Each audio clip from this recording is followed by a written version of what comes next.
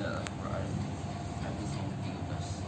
Hadrat Ali radhiyallahu anhu berkata bahawa Rasulullah sallallahu alaihi wasallam bersabda, siapa membaca Al-Quran lalu menghafalkannya dan menghalalkan apa-apa yang halal dalamnya dan mengharamkan apa yang haram dalamnya, akan dimasukkan syurga oleh Allah SWT, dan Allah SWT akan menerima syafaatnya yang diberi kepada 10 orang daripada ahli rumahnya yang kesemuanya mereka telah wajib memasuki syurga. Hadis riwayat Tirmizi dan Ahmad.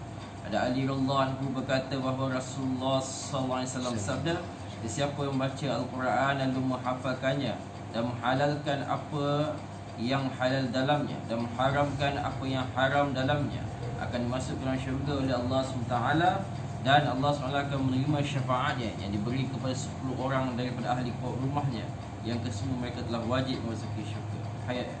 Hadis riwayat Tirmizi dah.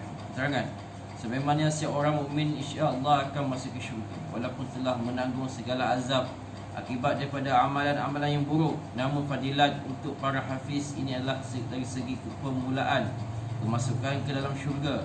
10 orang akan menerima syafaat daripada seorang hafiz adalah daripada kalangan orang Islam yang fasik dan fajir, yang banyak buat dosa besar.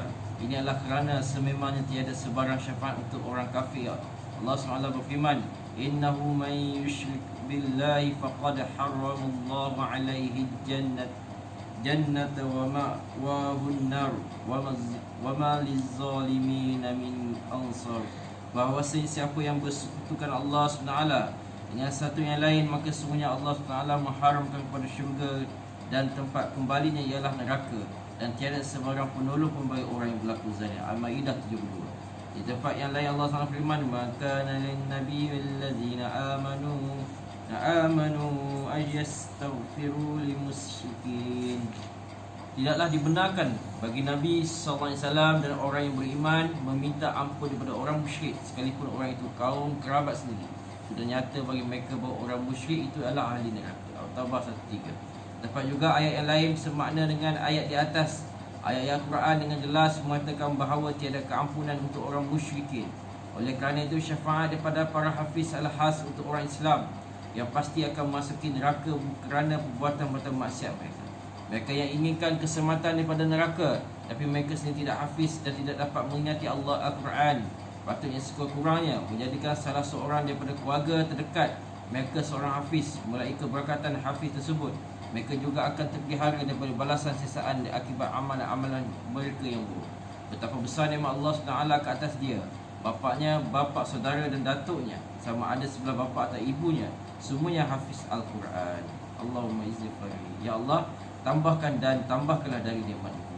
Ada Abu Hurairah radhiyallahu anhu berkata bahawa Rasulullah SAW bersabda, belajarlah dan bacalah Al-Quran kerana sungguhnya perumpamaan bagi orang yang mempelajari Al-Quran kemudian membaca dan terus membaca Al-Quran dalam solat tahajud adalah seumpama satu bekah yang penuh dengan kasturi. Bau kasturi yang wangi itu merebak ke setiap penjuru tempat. Sementara seorang yang belajar Al-Quran kemudian tidur, sedangkan Al-Quran berada dalam hatinya, adalah seumpama bekas yang penuh dengan kasturi, tapi mulut bekas itu tertutup. Hadis riwayat Tirmizi, Nasa'i, Ibnu Majah dan Ibnu Hibban.